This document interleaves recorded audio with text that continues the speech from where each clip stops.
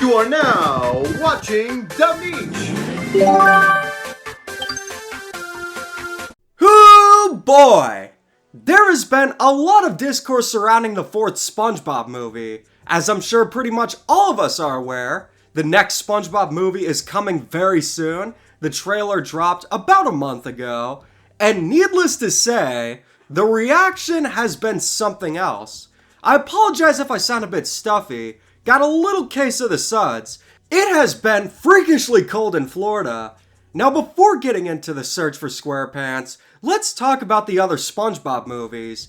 We all know the first one is a classic, and it's usually the favorite whenever someone asks, what's your favorite SpongeBob movie? Nothing more needs to be said. Now That We're Men, Goofy Goober Rock, iconic. It took over a decade to get a sequel, but we did get a sequel being the SpongeBob movie Sponge Out of Water. This was actually a pretty good movie. It's different than the first movie. It's not as iconic, but it's still a pretty good time. And that 2D animation, it's the best SpongeBob's ever looked. Sponge on the Run, the third movie, it is a complete mess. I get that there were factors that interfered with development, especially the pandemic that was going on, but regardless, the movie was nothing more than an advertisement for Camp Coral. But then, we also got the Netflix movies. The Sandy movie was shockingly bad, but the Plankton movie was shockingly good. The thing with SpongeBob movies is that they really can go either way. They can either be as now I know what toothpaste feels like and wonder sakes like the Sandy movie, or they can be witty like the Plankton movie. We're about to dive into the review of the Search for SquarePants trailer. Keep in mind, I'm using footage from the latest SpongeBob game being Titans of the Tide, as using footage from the movie itself, I could get copyright striked. But if you haven't seen the trailer, it's up on YouTube. But before getting into it, I have an important announcement to make. A majority of my work is done at my desk. Whether I'm editing a video or making custom Joy-Con 2, the magic happens in the same place. But if I'm not editing or making custom controllers, I'm probably gaming. But regardless if you're working from home, or most importantly, like to game, you're gonna want a good chair. Do you really see yourself marathoning Donkey Kong Bonanza in a dingy school chair? Thankfully, I found a chair that's perfect for gaming and work.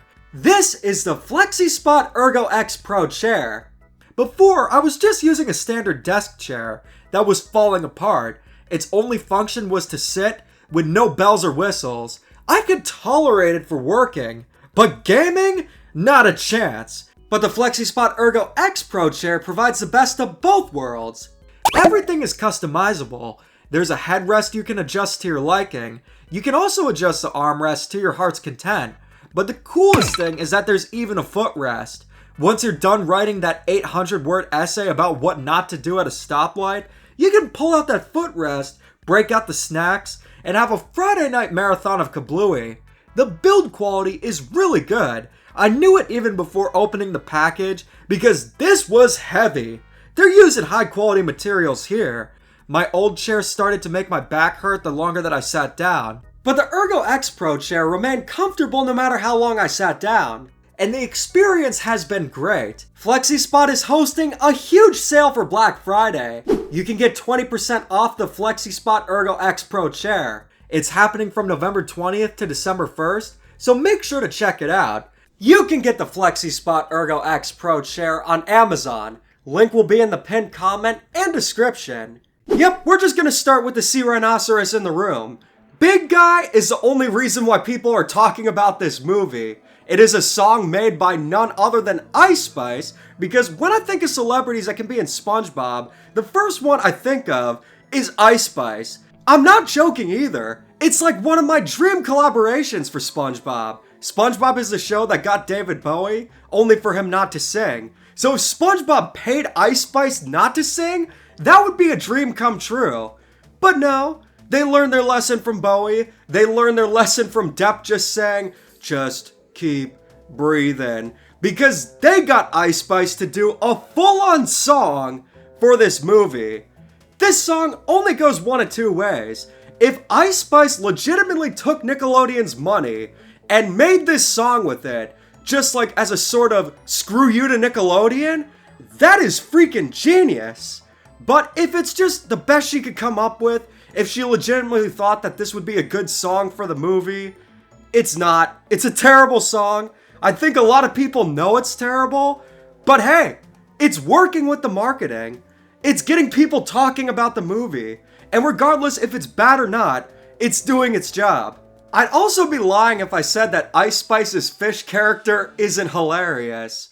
One thing I noticed about the trailer, there's a lot more potty humor than you'd expect. You have SpongeBob's Lucky Brick. I will say, that's kind of a clever joke there. Then you got Patrick with the jock strap trying to put on pants. That went on quite a bit, and to be fair, kind of stupid.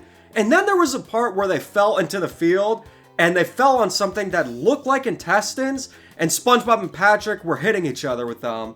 Just them being goofy, really stupid stuff.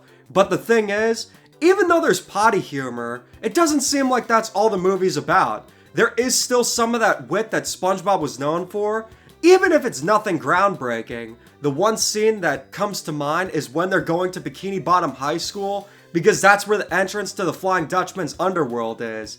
It's very reminiscent of them going through the perfume department in Shanghai. So, cool callback, and that is pretty cool right there. Now would be a good time to discuss the plot of the movie. Essentially, the Flying Dutchman made a curse, and in order to lift his own curse, he needs to capture SpongeBob, because SpongeBob has the purest soul. Patrick joins SpongeBob, but the rest of them, they gotta get SpongeBob back! Yeah, that's pretty much the plot of the movie. I gotta say, it is taking some inspiration from the first movie. The whole big guy thing, that is pretty much the whole man thing from the first movie. You can replace big guy with man, and it's pretty much the same thing. SpongeBob is trying to be mature. That's kind of the theme of the movie. But the thing is, with the whole Flying Dutchman theme, it could have more potential than something like Sponge on the Run, where that was pretty much a retelling of the first movie. But in Atlantic City, there really wasn't anything interesting. It was pretty much just a montage of SpongeBob and Patrick with Living La Vida Loca in the background. The animation for this movie, it looks beautiful. I gotta admit, I would prefer if the movie was just 2D animated like the series. We just don't have enough 2D animated movies. But if everything has to be CGI, and that is just mandatory, I'm glad it's stylized like this. The CGI in Sponge on the Run was the only good thing about it, and the CGI here just looks even better. So overall, based on the trailer, what I think of this movie and how I think it's going to turn out, well, the thing with the trailer, they really put forward the stuff that a lot of SpongeBob fans just aren't a fan of. Big celebrity cameos, potty humor, the worst of the worst when it comes to the marketing. But the thing is, that is the marketing. The marketing's designed to gain publicity for this movie, and with Big Guy, it's absolutely working. But the thing is, with this movie, I don't think it's going to be as bad as something like Sponge on the Run. And I certainly don't think it's going to be an absolute train wreck fiasco like the Sandy movie was. At worst, I think the movie will be kind of boring, just a fun little family movie, something that takes a little too much inspiration from the first movie, just something forgettable. That's the worst I think this movie's going to be. Really, the only thing I think people would remember the movie for if the movie's just that is, of course, Big Guy. But there is still hope, because the director of this movie is none other than Derek Drymon. He was a very influential figure when it comes to the first 3 seasons. He was a creative director for a lot of the most iconic episodes of SpongeBob. He hasn't been on the series for a while, and by a while, he hasn't had a major role since season 3.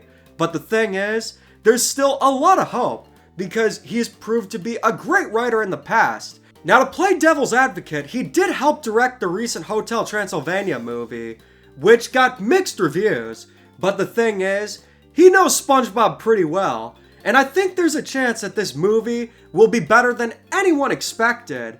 So what do you guys think? Let me know in the comments, and keep calm and dada on.